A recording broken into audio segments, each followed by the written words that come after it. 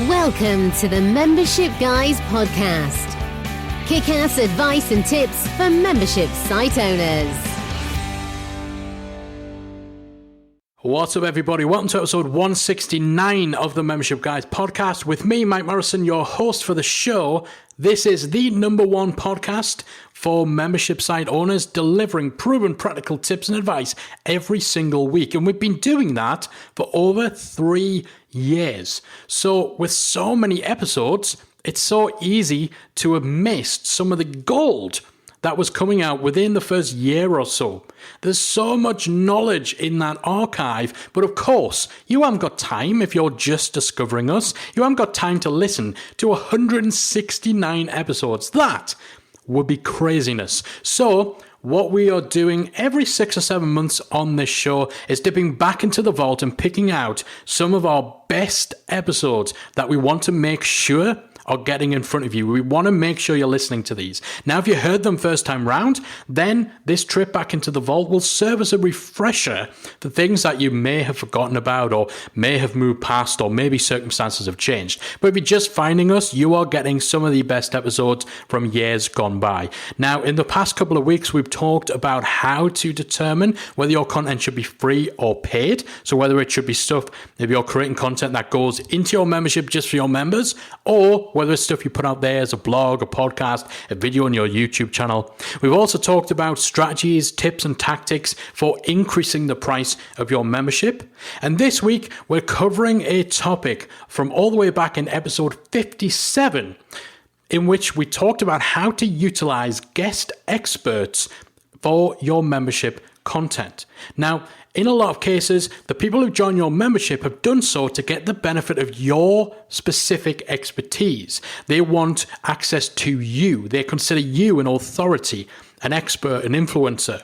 However, bringing in experts in other fields, in complementary topics, or even experts within the same field can add a lot to your offering. It adds a new dimension.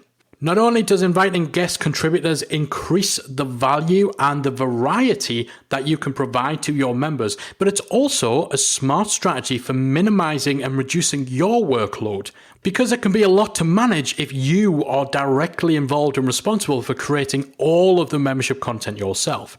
So back in episode 57, I talked about ways to make the best use of guest contributors for your membership, as well as how to approach these experts and get them to agree to be involved. So we go into the benefits of inviting other experts to contribute to your membership, how to approach them and convince them to come and create content for your membership site, examples of the type of membership content you could ask a guest to contribute, and tips for how to make it easier for your potential guest to say yes. So buckle up. This is the third and final stop on this trip back into the vault. So let's jump right in to tips and advice on how to utilize guest experts for your membership content. Well, there's so many different reasons why you might want to invite guests into your membership, particularly to deliver live training to your members. First of all, it enables you to tap into expertise that maybe you don't have yourself. So to expose your members to other people's specialities, other people's real niche focus areas, their experiences, knowledge that you just don't have. That provides a far richer learning experience for them, a far richer resource in terms of equipping them to do whatever it is they joined your site to do. There's also a degree, if you're attracting in big names or other well-known authorities, there's a degree to which you can gain credibility by association with those people. So if you're seen to be well connected to some of the big names within your niche or within a related industry, then that's kind of going to score big points for you, because by association, people will start to associate you with these other big names, and before too long, they'll consider you to also be one of those big names. And that not only works in terms of your existing membership and, building that relationship and building your credibility with them, but it also comes in useful when it comes to positioning and promoting your membership. Being able to use those kind of well-known names, those well-known faces, as almost a stamp of approval. because they're being associated with your membership. If you put their imagery on the sales page, if you're saying that these people have contributed this content to my membership, then that almost acts as something of an unofficial endorsement. Because of course, if the big player or several big players in an industry who people look up to, who they respect and whose opinions they hold in high regard, if they take their time to contribute to your site, then your site must be credible. It must be good. It must be worth paying attention to. Otherwise, these big names wouldn't give you the time of day. So that credibility by association can be a great tool for marketing too. Another big upside of inviting guests in to contribute content is that it lightens your workflow. It gives you less to do, because if you're running one live workshop per month, or maybe one every 2 weeks, and you bring in a guest, that just means that, that could be half of your content production work taken care of by someone else. They're researching the topic, they're providing the slides, they're delivering the actual session.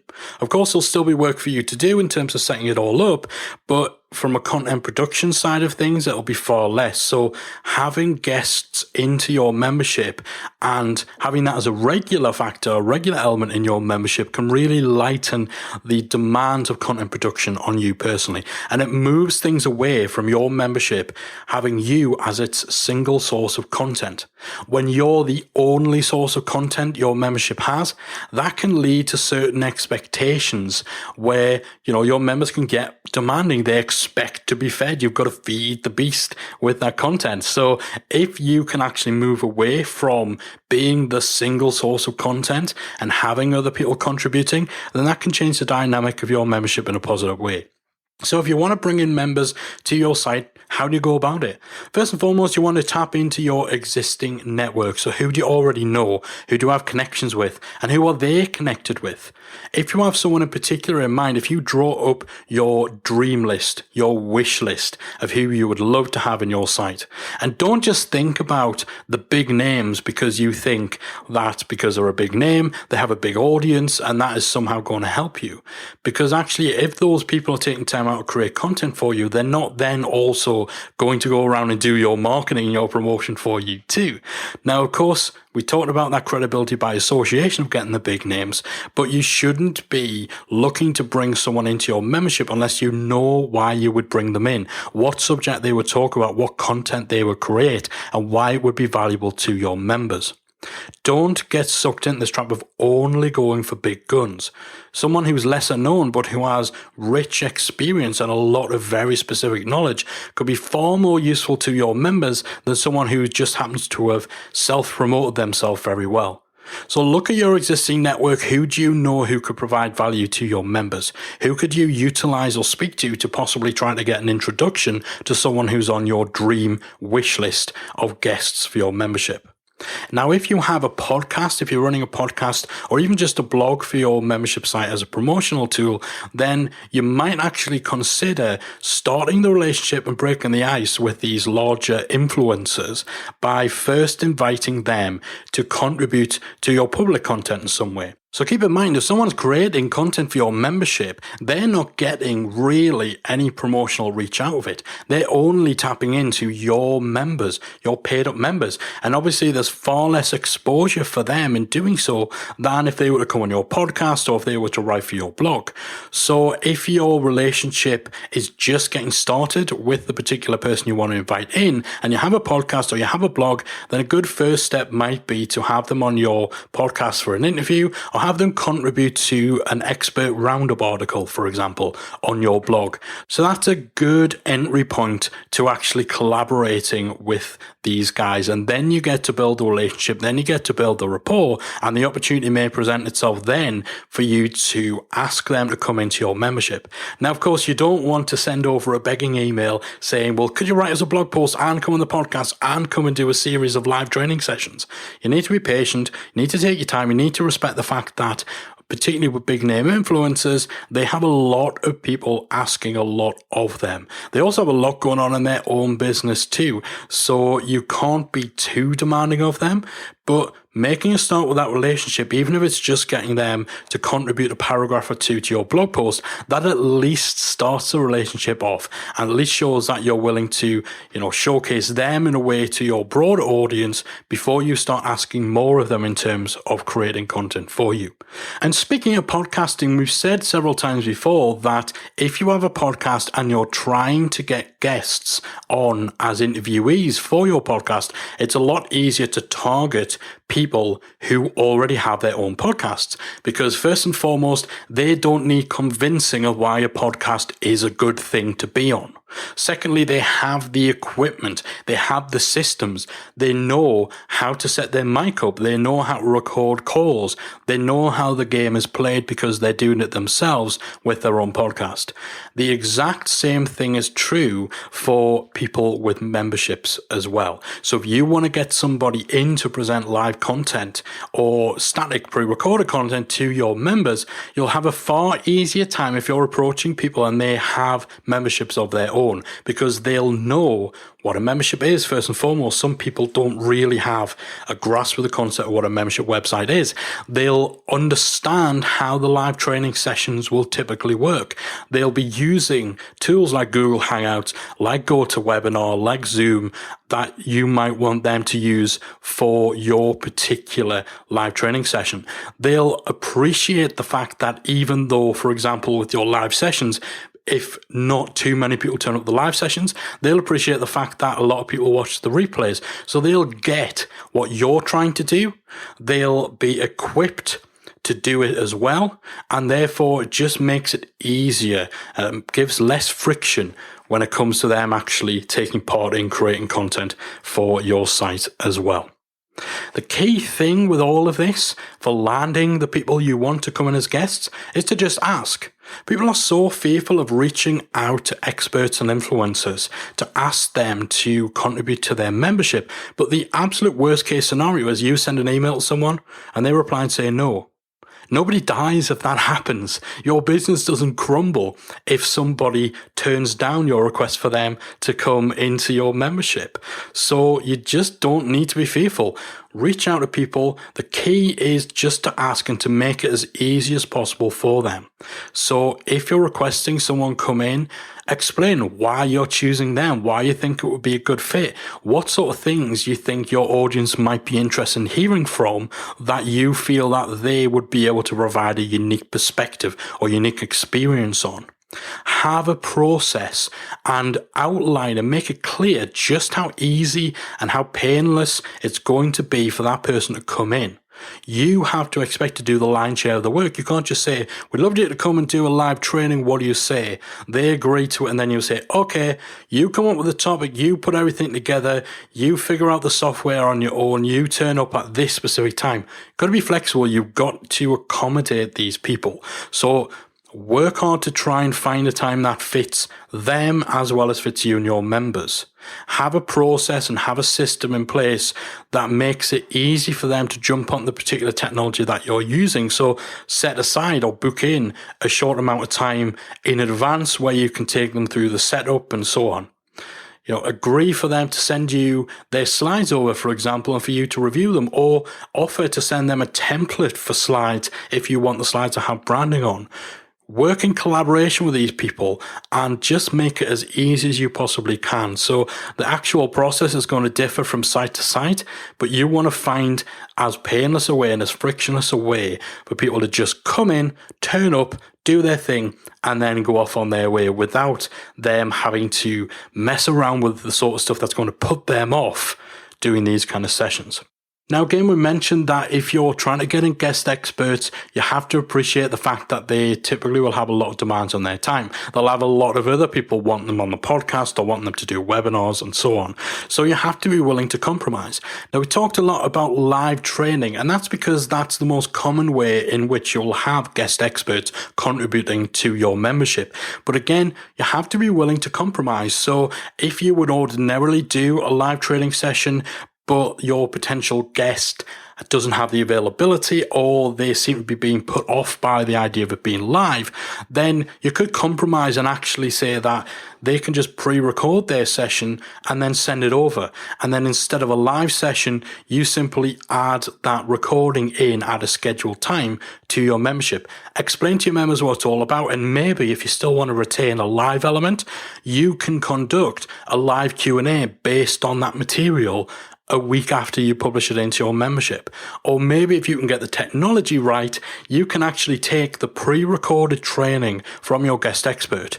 So you actually turn up and you introduce this pre-recorded training live, and then you stream that recorded video through your Google Hangout, through GoToWebinar, what have you. And now obviously that takes a lot more of a technical setup, and your particular system you're using might not be able to handle it. But the point remains that it's all about compromising. You know, the value that can be added by having this guest expert create material for your site. You shouldn't be throwing a spanner in the works or potentially ruining the chances of getting these guys in just because you're insisting that they show up live.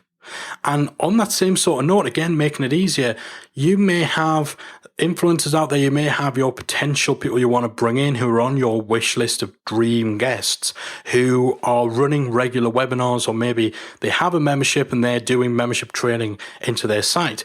Now, they may not have the time to create a 60-minute or a 90-minute long training session for your members, but something you might consider is actually seeing whether they have any pre-recorded material that they currently use for webinars or they currently use for members, where they'd be willing to actually record a personalized introduction to that material for your members, and maybe even a personalized outro, so a personalized roundup. So the meat of the training is still of high value. It's still relatively exclusive because it's not out there publicly, freely accessible to everyone. It's normally only available either by signing up for a webinar over a limited period or for being in someone's membership. And it's got that little added element of the personalized introduction where they're actually sitting there, they're saying welcome to all your members, they're name dropping you, and you're obviously getting the rub from that, and it just adds that little extra element.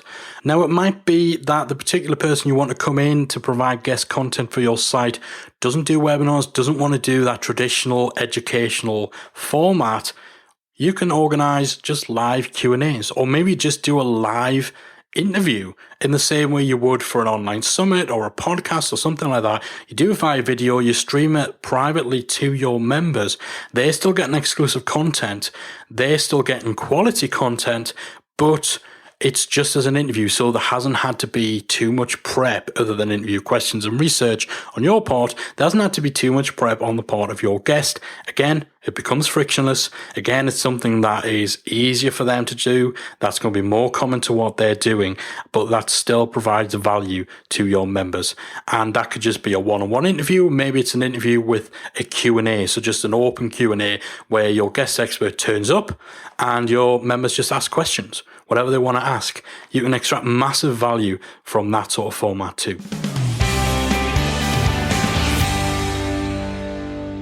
All right, guys, hopefully you found all of that useful. Hopefully you can apply some of that advice and those tips if you want to bring in guest experts to work with you on your membership content in the future.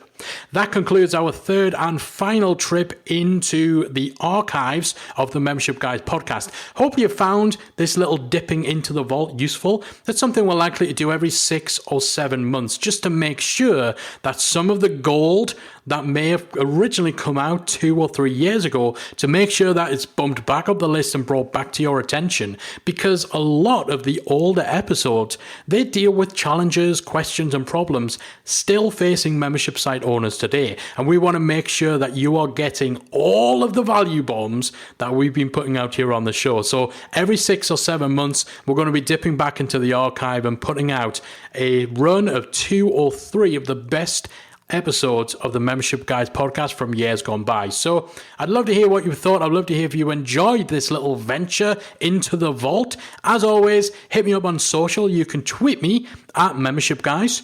You can connect with me on Instagram at Membership Guy, singular. because it's just me controlling that account.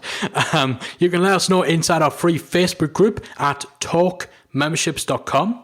If you type that into your browser, that will redirect you to our Facebook group with over 9,000 membership site owners, possibly over 10,000 by the time this episode goes out. Fingers crossed. I can't wait for that milestone. If you're on the Facebook app, or if you can't be bothered typing into your browser, just search for Membership Mastermind. That'll take you to our group. Get in there, let me know what you thought of this week's episode and of the whole dipping into the archives thing. Have you found the last few episodes useful? I'd love to hear from you guys. We appreciate any and all feedback you give. This is your show. We want to make sure that we are delivering the top-notch value that this show is so famed for. So let us know your thoughts. Have you enjoyed the venture into the vault? That's it from me for this week. Next week, it's business as usual. We are back into the regular scheduled programming with a fresh, brand new episode. Hopefully, I'll see you there.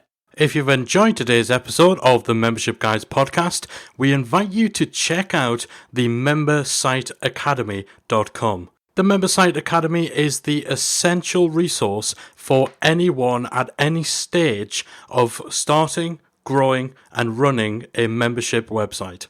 So whether you're still figuring out what your idea is going to be, or whether your website is already up and running and you're just looking for ways to grow it and attract new members, then the Membersite Academy can help you to get to the next level.